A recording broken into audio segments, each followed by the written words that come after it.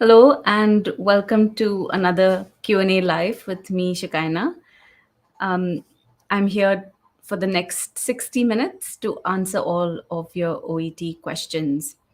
Um, and the format for the session is very simple. If you have a question that you would like me to answer, post it in the chat, that is on Facebook or on YouTube, wherever you're joining from. Post it in the comment section. That will come through to me, and I will pick up questions as we go along to answer. Just before I begin, I just like to say that there are no silly questions. If you have a question, ask, and I will do my best to answer it. So I have quite a few of you already joining, and I am going to pick up this question from Kubendran, who joins us on YouTube. And they're saying that they wrote the test 7 times, but don't know why they're getting a C plus in reading and listening. So there I think Kubendran, you've probably done your best. You've tried your best, and we're sorry that you haven't achieved the scores that you want in the first sitting. But just to talk a little bit about taking the test quite a few times. If you've done that, it's probably a good idea not to book another test if you're thinking of that, but just to stop and pause and reflect a little bit on what the problem could be. Now, there could be two issues, or maybe one of two issues or combination of them. And generally, the what we say what we say to candidates is that when you're preparing for OET, there are two kinds of skills that you need. One is your test taking skills, and the other are your language skills. Now, your test taking skills are your time management, your knowledge of the format of the test, how well you can answer multiple choice questions. Those are test taking skills. Your language skills are your reading skills, your grammar, your vocabulary, and so on. So generally, maybe if you reflect and think about it, you could have a combination of this. There could be a combination of both of them that you need to work on. Generally, if you've been taking the test a few times, it's more likely that you need to work on your language skills. So on reading and listening, it's a good idea to expand outside of OET practice tests.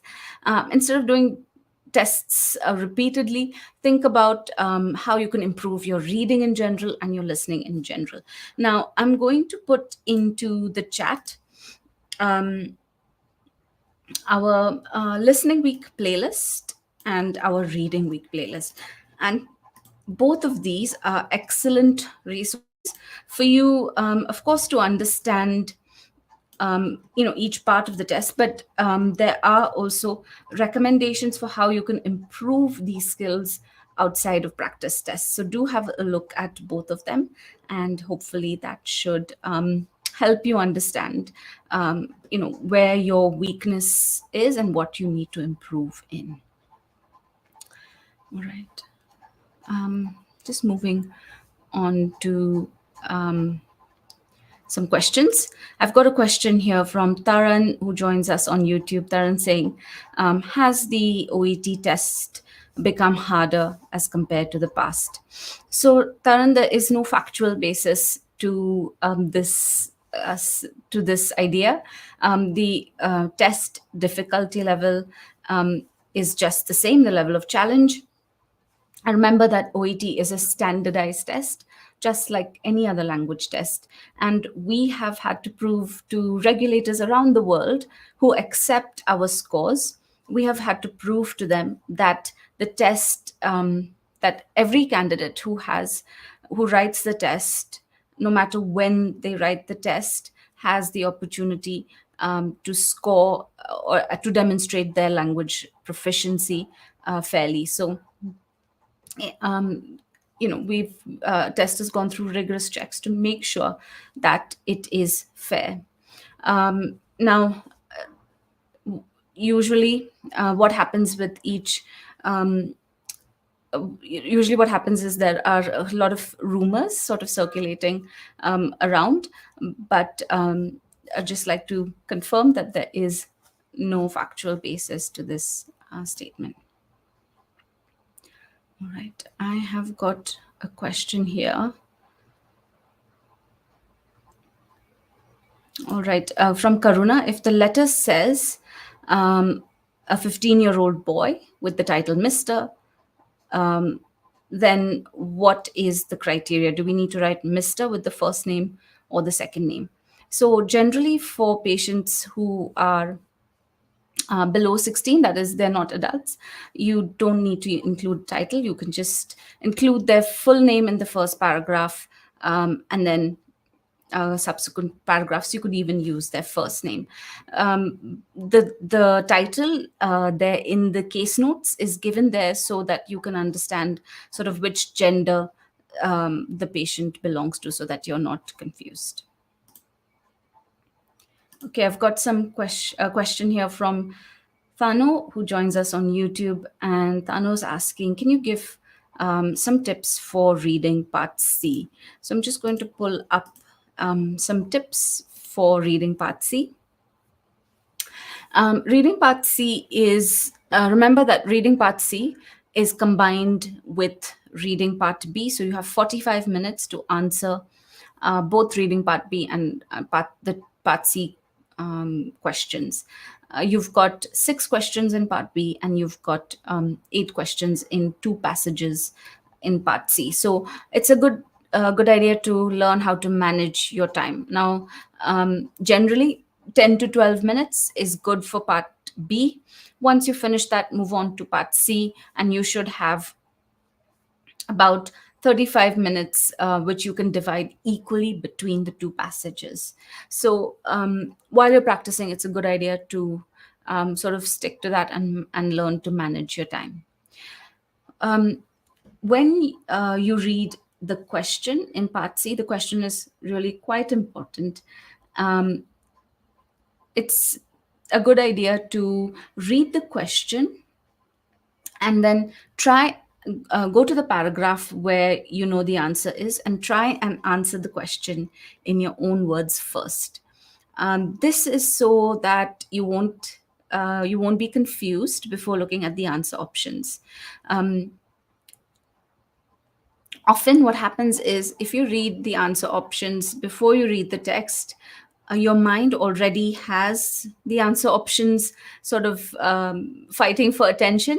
So uh, reading the text first, because that is really quite important, that's where you're going to find your answer. That will help your mind to sort of isolate what the meaning of that paragraph is. And when you read the answer options, then you are less likely to be confused. So that's a good technique you can try.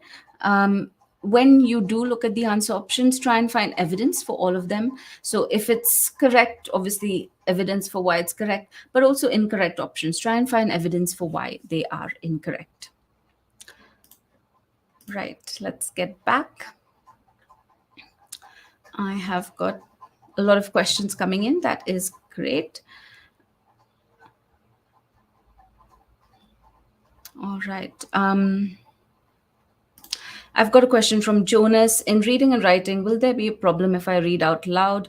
Not too loud, just audible to myself, because I can get good attention and understanding if I read out loud. So, Jonas, this would, cause other candidates in the test room to be distracted. And so this is definitely not something that we would advise you do. If you're finding that you can only sort of concentrate better when you're reading out loud, it's actually perhaps a sign that you might need to spend some time just spend some time reading, and reading silently, getting used to that kind of reading. Um, because what happens also when you read out loud is that you slow down your pace of reading. And both in writing with your 5 minutes of reading time, and like I just explained in parts B and C, and part A, it's important that you maintain a natural and a normal pace of reading. If you read out loud, that will slow you down. So, a good idea to perhaps take a few steps back, start reading silently, get into that, get used to that, get comfortable and familiar with that, and then go back into your test preparation mode.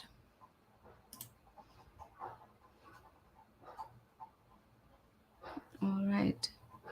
Um,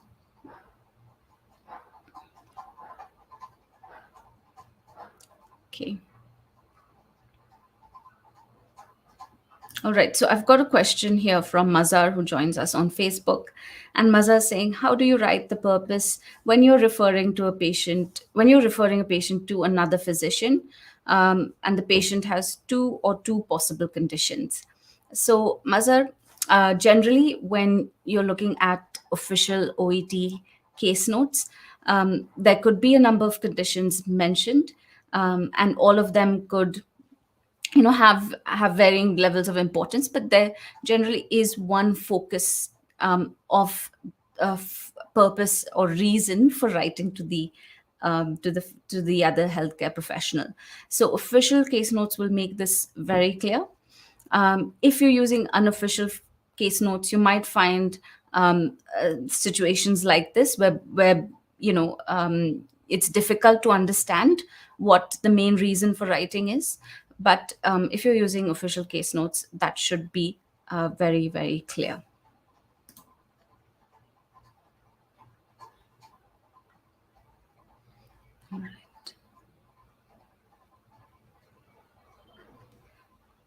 Okay, I've got a question here from Nidina, who joins us on YouTube, and two questions. Um, actually, just one question. If the question in reading part A, I'm assuming this is about reading part A, says, what kind of antibiotic is used for cellulitis? Should the answer be broad spectrum or broad spectrum antibiotic? So, Nadine, if I were just to go with the question, of course, that you've presented, I've not seen the text and I've not seen the question. But generally, in reading part A, the idea is that you're aiming to be accurate in your answers. So your answers should be short and precise. For that reason, you don't need to include words that are already in the question in your answer. I'm going to post in the chat a really useful video that we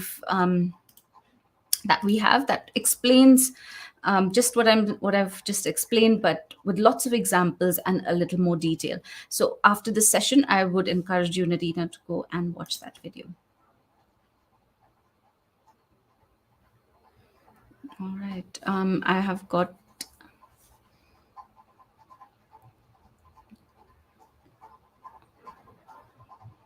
Okay. I've got another question here on reading party, so I'll just quickly answer that from Juliet. When you're asked OET reading questions, that is, fill in the gap. So your gap fill questions or short answer questions, one word or short phrases. How many words are you expected to write? So, Juliet, it is a short phrase. Generally, a short phrase would be 2 to 3 words. We don't expect it to be more than that. So it would be a word or short phrase. But the idea is here to read the question carefully. If you read the question carefully and understand what information you need to find, that will help you decide what words you should include in your answer. If it's a gap fill question, reading the words before and after the gap will also help you decide if the word or the short phrase you found is accurate. So it's important to pay attention to the question, and for your gap fill questions, to pay attention to the words before and after as well.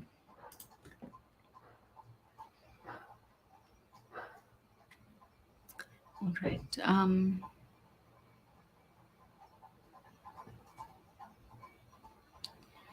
Okay. I have got a couple of questions here, which are sort of our customer care team would be able to answer those questions. And what I'm going to do is I'm going to post our uh, website into the chat. So I'm just going to put up this question by Chibi. So, how do I access my test results on my account? How do you do that? So, Chibi, so if you go to our website, that is the oet.com link that I've just posted in, you'll see a blue chat with an expert button at the bottom right. Now, if you click this link, you will be able to get in touch with our customer care team, be able to chat with them. And they would be more than willing to help you with your question. All right. I have got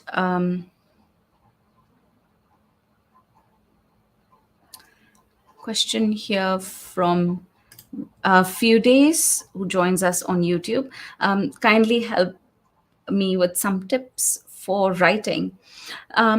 So what I'm going to do is actually share a lovely resource that we have that has got excellent tips and examples. Now, this is our writing guide. The writing guide is actually it's developed to help you understand each of the writing assessment criteria. That is the criteria that the assessors use to mark your writing. So I'm going to post that in the chat right now. It is on our writing page of the OET website, and you will find it there on the page. It's a downloadable PDF, and it's got plenty of examples and explanations. If I were to give you one tip just quickly, and this is from the writing guide, it would be that you need to keep your reader front and center of all the decisions you make throughout the 40 minutes, the 5 minutes reading time as well as the writing time. Your keeping your reader in mind will help you decide what you should include in your letter, what is important for the reader to know to continue care, and how you should structure your letter. What important information needs to be highlighted and prioritized in the letter. So keep your reader in mind. There is no template, there is no format. Often, a lot of candidates do prepare going down that path with having a set or a fixed idea of what the letter should look like.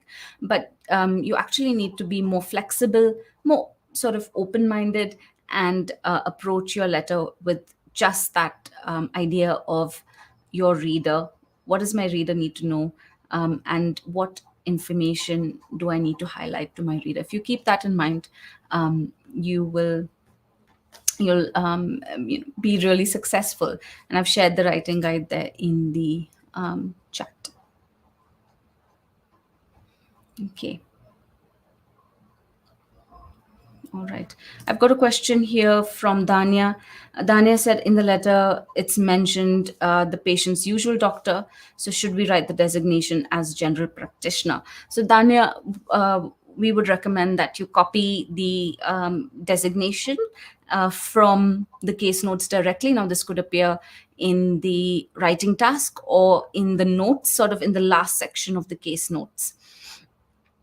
Just pick that up directly from the case notes, and that should be fine.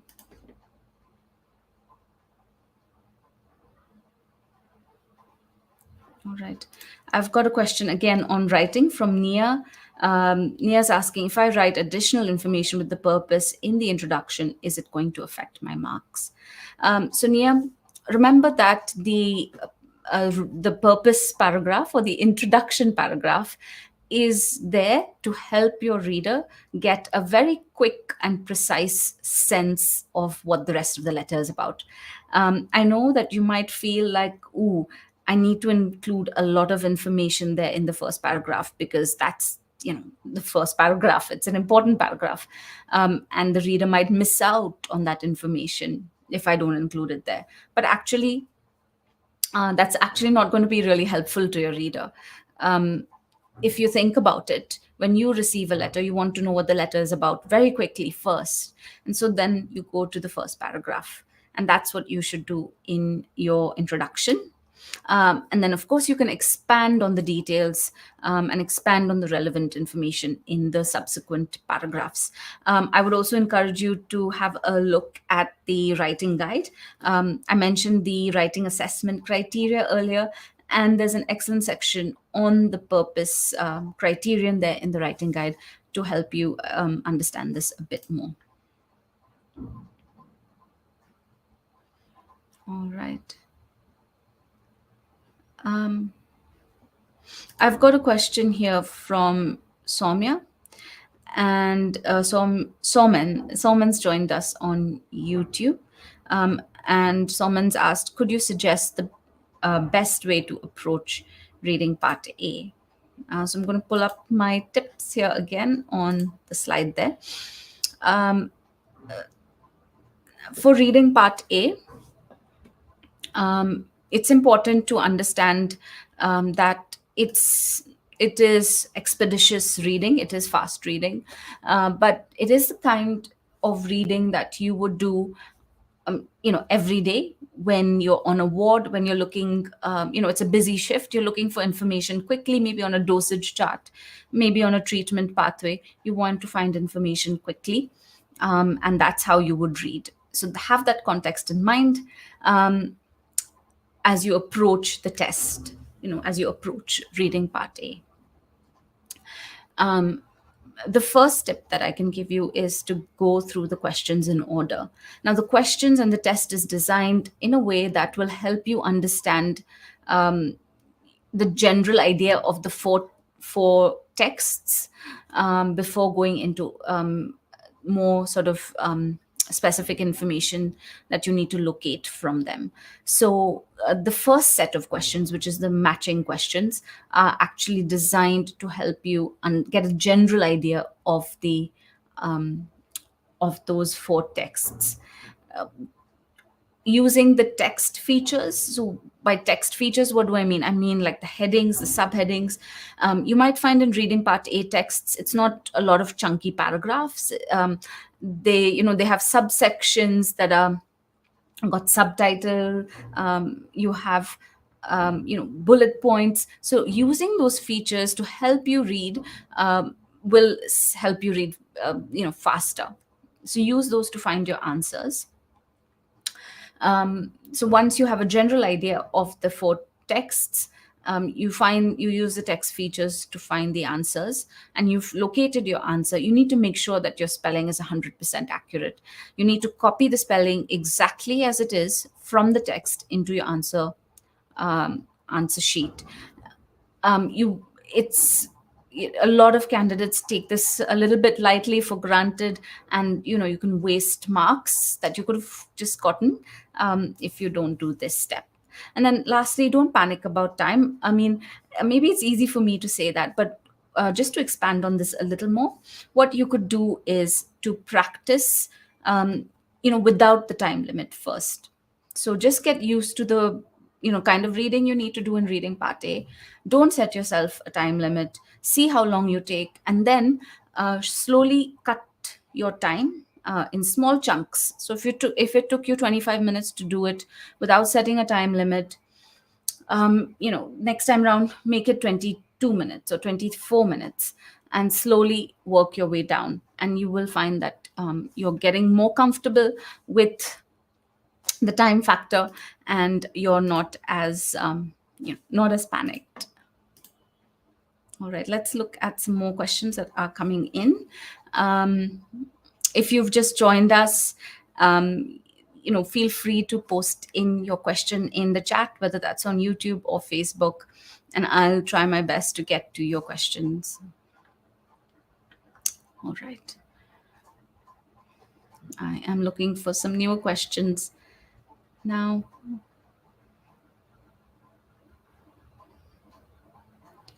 And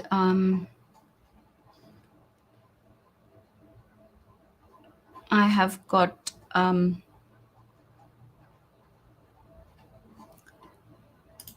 right. I've got again a comment by Nadina. Nadina saying they've seen a lot of OET preparation material online, and when they appear for the exam, for the test, it's nowhere near what the real test is. I'm aware about the five sample tests on the website. Yes, Nadina, I think this is an important observation you've made. Um, there are a lot of so-called practice tests out there that you will find circulating on social media. They're free to download. There's a lot of them, and so it's easy to want to download those and practice with them. It's we strongly caution against using unofficial materials, and things that are circulating on social media that you can't trust the source of. And the reason for this is that the these materials mislead you about the test. They're not written by by the by us. They are sort of just out there, and they will mislead you about the test. And so your observation is 100% correct. Now, of course, we do have our sample tests on the website, as you've mentioned, but I'm also going to put into the chat right now the OET store link. Now, you can purchase additional practice tests, which are authentic practice tests from the store. And while it is a little bit more of an investment, it is actually worth practicing from these official materials, because you're guaranteed that they are not going to mislead you about the test. They're going to test the skills that the test is testing. So have a look at some of the materials there on the store.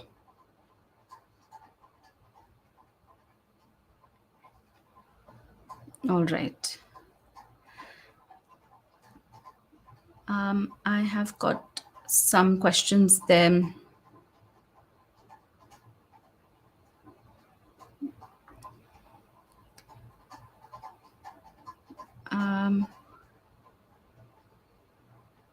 I've got a question here from Dar on Facebook.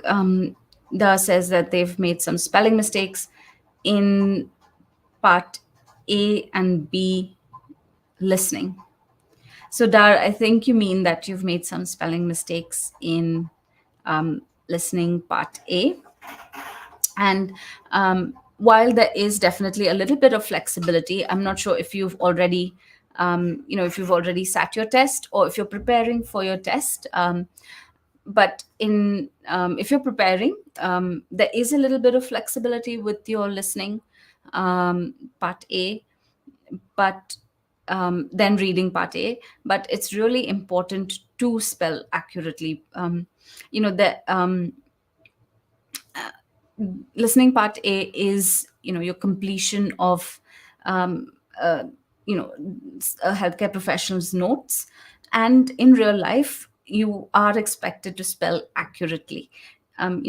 You spell something inaccurately, someone else reads those notes, they're not sure, it could lead to serious problems. So it's important that you approach listening part A with that kind of mindset, to learn to spell accurately as possible.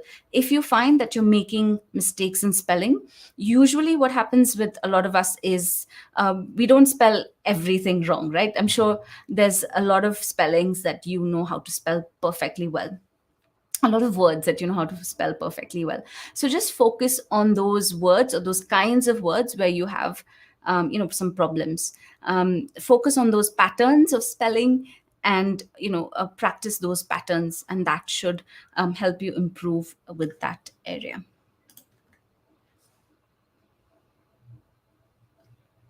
Okay.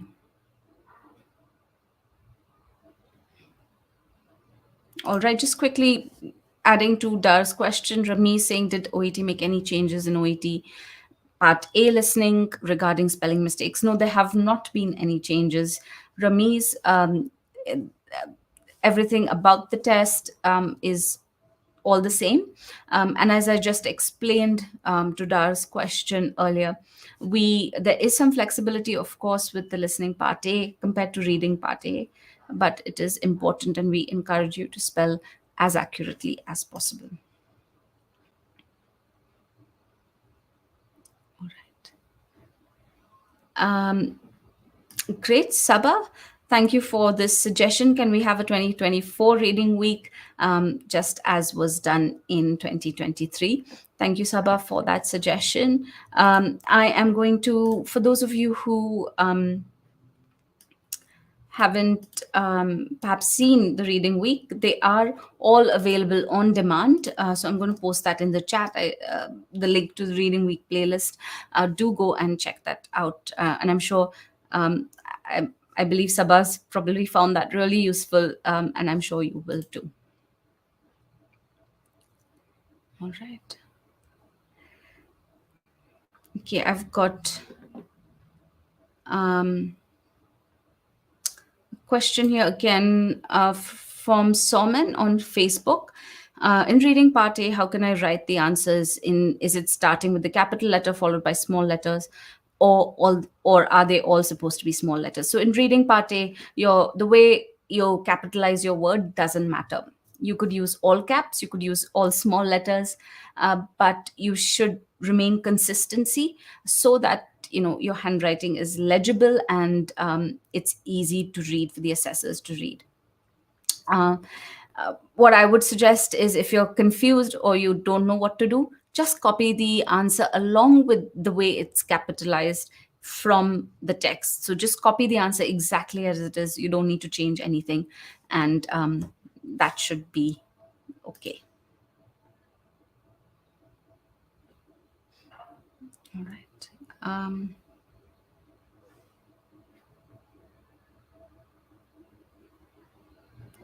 I have got a question or comment here from Josephine, who joins us on YouTube. How do you write a letter which has no address, only the name of the receiver? So, Josephine, generally, if you look at our sample tests, these sorts of we're not testing you on, we're not the format of the letter and the address, the sign off, those are part of the letter, but they're only one part of the criterion. So first of all, don't worry too much, don't panic about it. If you're using official case notes and official tasks, you will find this information clearly there for you to see. So I would encourage you to, go to our sample tests page. So I'm going to post that in the chat right now, which is our writing sample tests, and have a look at some of the writing sample tests and the model responses there to see how that's done.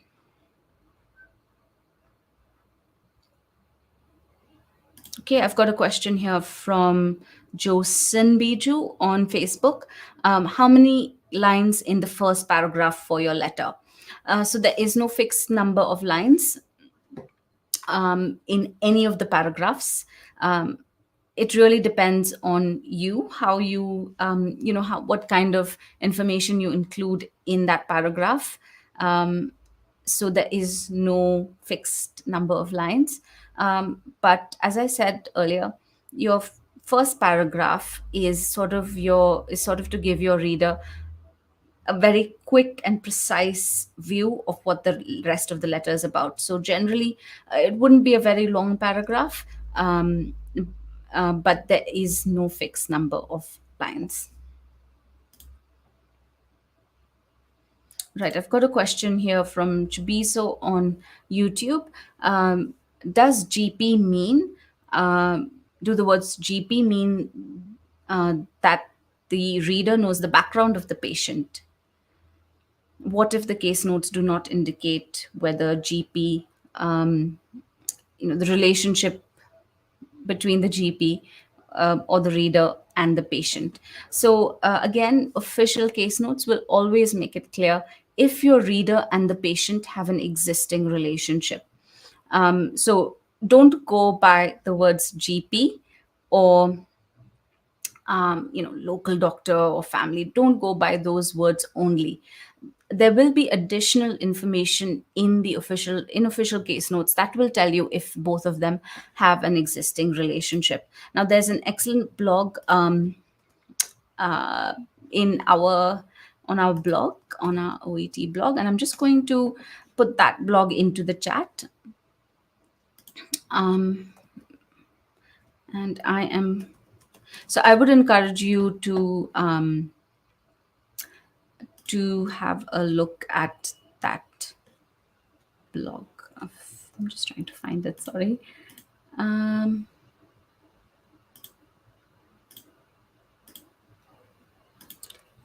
right, and I have got it here. Just posting it in the chat there for you.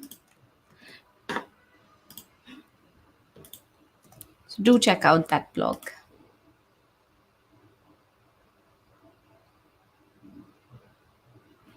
All right, I've got a comment here from Kaushik saying, "Is it normal to have background noise in the audio?" So, in the if you're referring to the listening test, obviously the official, taking the test at a venue, there should be no background noise in the audio. There might be natural noises from the ward, like in the audio. That could be that, but there is no sort of distracting background noise. Now, if you're having a problem, there is a sound check that is done at the beginning of the listening test. If you find that it's difficult for you to listen, or there's some problems there, then you can flag that there with the official there in the test venue. But in and of themselves, the audios do not have background noise.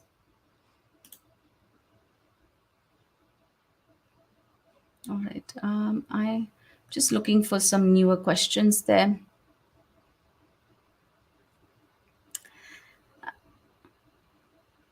All right. I've got a question here from Sabita on Facebook.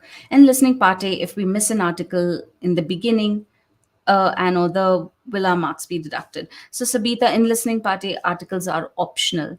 You don't need to worry if you've missed it, and it's okay to include them as well. I'm going to encourage you to have a look at the answer keys that you can find on our sample, on our listening page, which the listening part A answer keys. Have a look there. You'll see that any optional words are indicated in brackets, and you'll see articles are there in brackets, and so they are optional. You don't need to worry.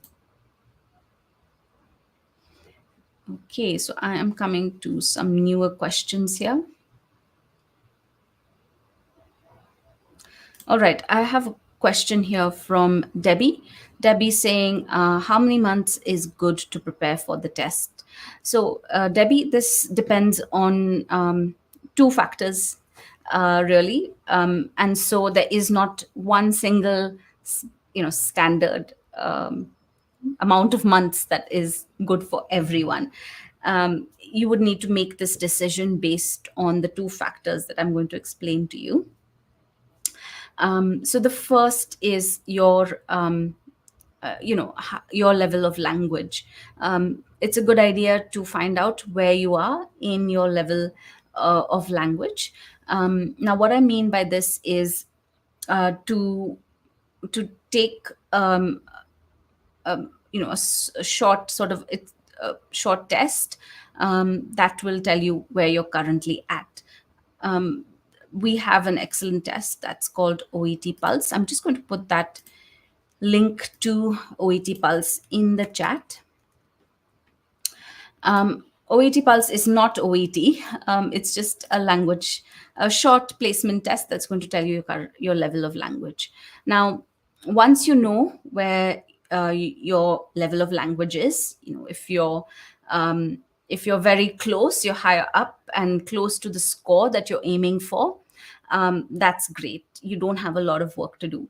But if you're lower down and it looks like you've got a lot more work, a gap between the score you need and your current level, then of course that would take a bit more time. So the first is your current level of language. The second is how much time you have. What is your life like? Are you working? Have you got family commitments? All of these are important to factor into your calculation of how long it would take. We want you to have a great time preparing and sitting the test. So keep in mind, leave aside enough time for you to spend time with family, to you know to do your work. Include all of those factors in. So if you look at both of them, um, based on that, you can create a schedule, a preparation schedule that will tell you exactly how much time you need to prepare. um, all right. I've got a question here from Ayush. What will happen if we complete the role play within 5 minutes? So, Ayush, this would really depend on your role play itself. Now, if you completed just maybe a few seconds short of 5 minutes, and you've covered, you've communicated well with the patient, you've gone over all of the things that are there in the role card in a way that is patient centered. That means you've listened actively, you've asked them for information, you've given information well, and you've done all of these things. And basically that means you've been able to demonstrate the clinical communication skills that the assessors are looking for. That's fine. Generally though, the tasks in your speaking, the role card is designed for you to have a conversation that spans about 5 minutes. So if you go like, well, if there's a lot of time left in hand for you, it's probably because you haven't demonstrated some of those clinical communication skills that the assessors are looking for. And what I'm going to do is actually share in the chat our speaking page. Now, our speaking page has our ultimate guide to speaking, which has two parts. One part is the clinical communication skills. One part is the clinical communication skills, and the other part is your linguistic skills. So I'm going to actually share my screen just so you can see the speaking page. So this is the website. You've got your OET ready section, and I've navigated to speaking. As you can scroll down, you can see there's information about speaking, and then you have your ultimate guide to speaking part 1 and your ultimate guide to speaking part 2. Now, the clinical communication part, that guide is really going to help you demonstrate some of those skills that I was talking about. If you click the download button, you will be able to download a PDF that has plenty of examples and great tips. They're real examples, so you can listen to real candidate examples and explanations. So I would encourage you to download that to understand a little bit more of how you can demonstrate those skills. All right, I am going to. A lot of questions about writing today. That is great. Reality Seeker on YouTube's asking, how do you put data in writing? Like, what's the paragraph order? That's what I'm trying. I can understand from your question. So first, is it the purpose? Then you talk about admission, then social history, then past medical, and then last request. So there is actually no format to the test, to the letter, as I just explained a bit earlier. There is no format, there is no set order of um, writing the paragraphs. You need to make your decisions based on what's important for the reader to know. The important information gets highlighted, and that information decides the order of your paragraphs and so on. So I'm going to actually post in the chat a little um, sort of blog to help you with this part of the test. Or actually, what I might do is I would I'm going to recommend to you the organization and layout section of our writing guide. So the writing guide is in on our ready page, the ready writing page, and you'll find it there. I'm just posting the link to that page in the chat. So download that guide and look specifically at the organization and layout section, that chapter of this guide, and that will give you some more tips to kind of expand on what I've just explained. All right.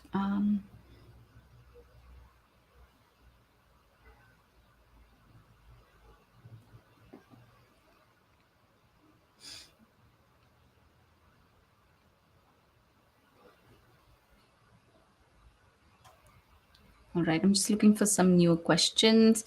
It's not too late to post in a question. If you've got a question, do post it in.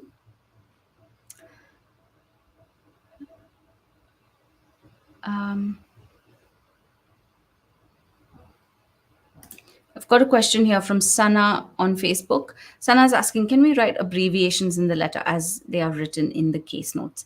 Now, Sana, this first of all, in official case notes, you will always have, if any abbreviations are mentioned, they're always expanded for you in brackets. So that's the first thing. Now, whether you write abbreviations or you use an abbreviation in your letter or not would depend on the reader. So, if the reader is someone who is familiar with that area of specialization, and would be very familiar with that abbreviation, then definitely you could use that. Generally, though, as a rule, it is sort of it is good standard practice to expand the abbreviation the first time that you use it. So that is a good idea. But there are two situations where you would write the abbreviation just as one, as I mentioned, if the abbreviation relates to the specialty of the reader. An example is COPD for a respiratory specialist. And then a second instance where you might just copy the abbreviation exactly as it is, if the abbreviation is more common than the full form. So you have a lot of words, a lot of tests, names of tests or procedures like MRI, CT, ECG, BMI. These are all very common abbreviations, and their short form is more common than their full form. So you could pick those up and write them exactly as is.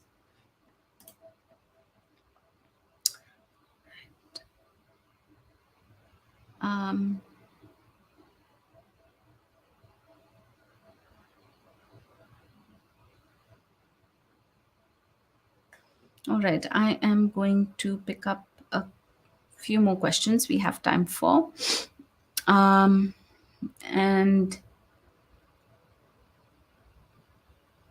I am going to pick up this question or this comment from Royal on YouTube saying that they made two attempts in different venues. The audio quality was different.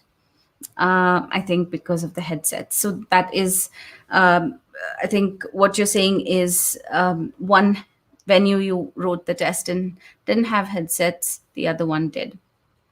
So this there are venues that offer headsets and there are venues that don't offer headsets. When you book your test, you will be able to see if the venue offers headsets or not. I would recommend you choose the venue. If it's a venue near you and it's possible, choose the venue that you find that offers what you are comfortable with. So if you're comfortable with headsets, go for that venue.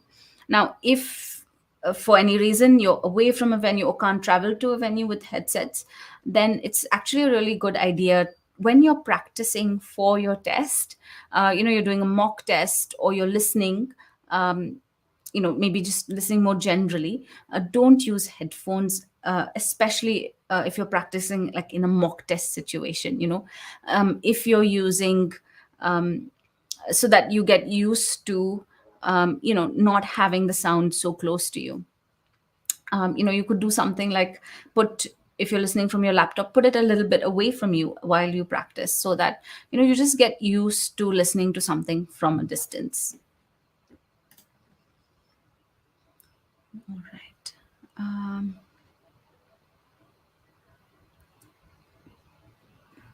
Okay.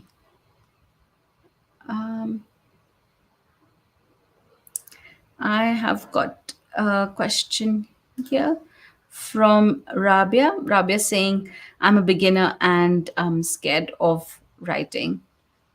So Rabia, I mean, it's quite natural to feel a little bit anxious about something when you are a beginner and you don't really know much.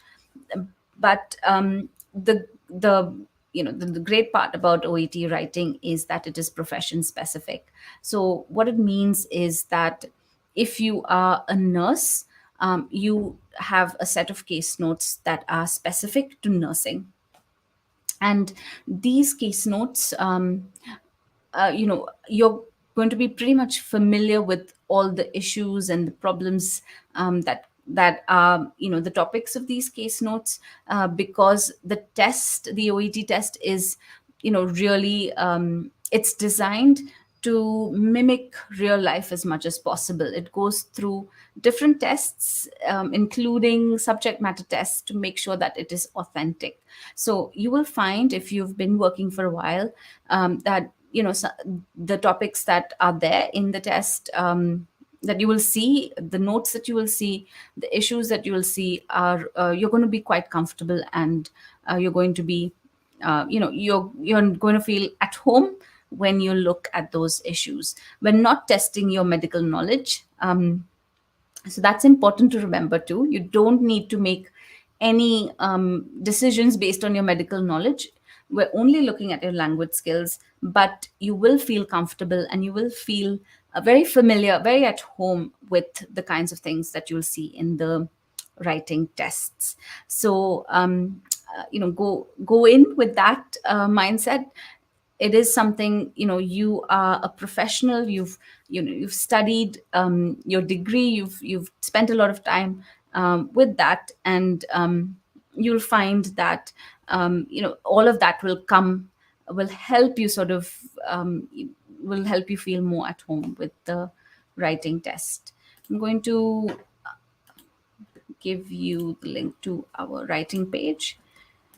Encourage you to have a look at the sample tests for your profession, and you'll see exactly what I mean.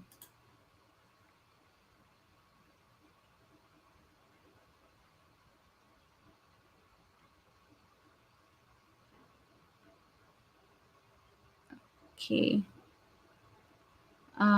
I've got a question here from Lata's on YouTube. OET is becoming tougher by the day. Is it true? So, Lata, this question did come up a little earlier, and I answered that, saying absolutely not. There's no factual basis to this. There are a lot of rumors circulating on social media, but our test hasn't changed, and It is, as I mentioned earlier, a standardized test. It goes through several checks to be accepted by regulators. And one of those checks is to make sure that it is fair and it provides every candidate, no matter when they're sitting the test, the opportunity to demonstrate their proficiency.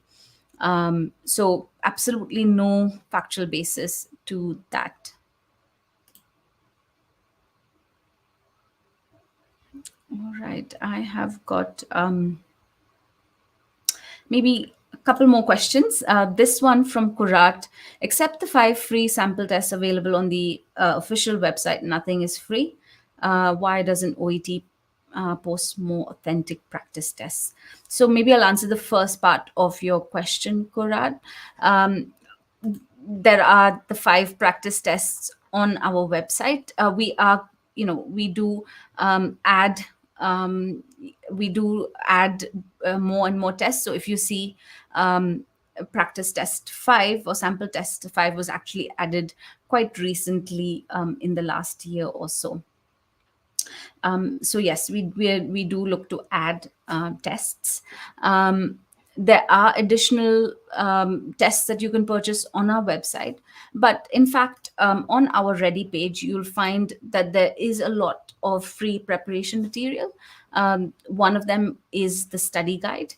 Now, the study guide is an excellent resource because it contains a lot of free lessons and links to blogs, different material there that you can help to prepare for your tests. So I would encourage you to download the study guide.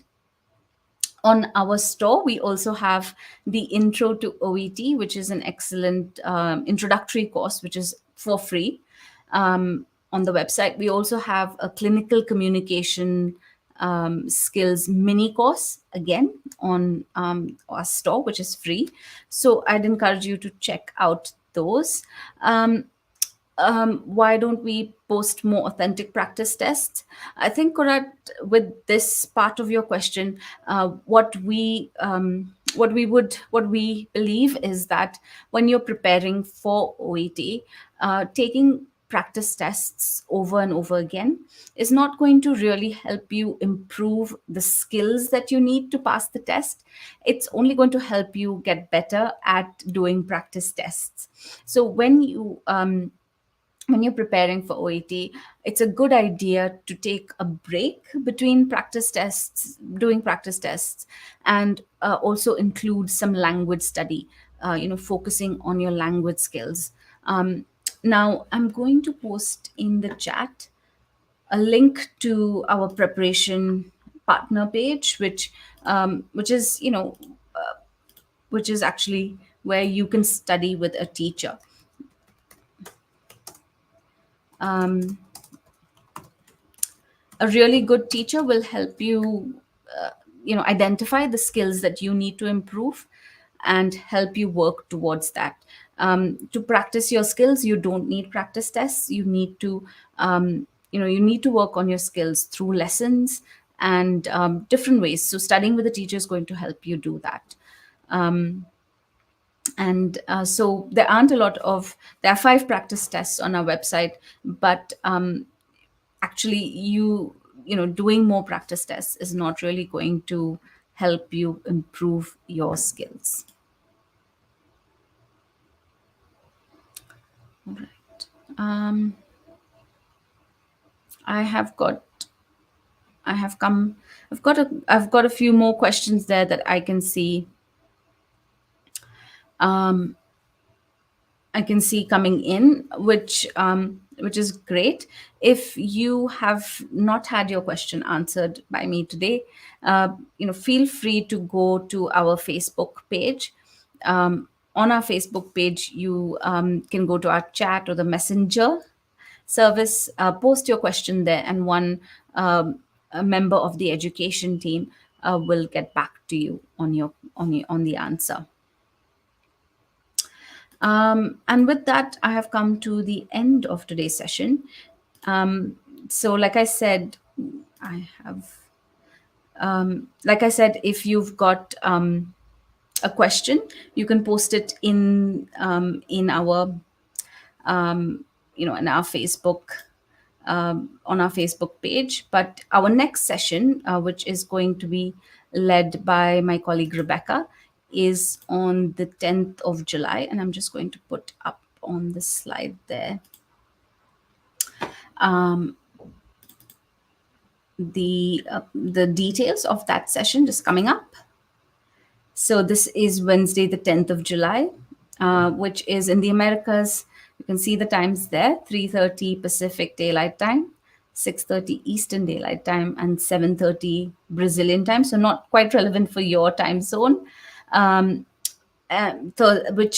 which is Thursday, the 11th of July, 6:30 a.m. Philippine time, 8:30 a.m. Australian Standard Time. So it might be quite late, but all of our sessions are recorded, and you can also watch the recordings on demand.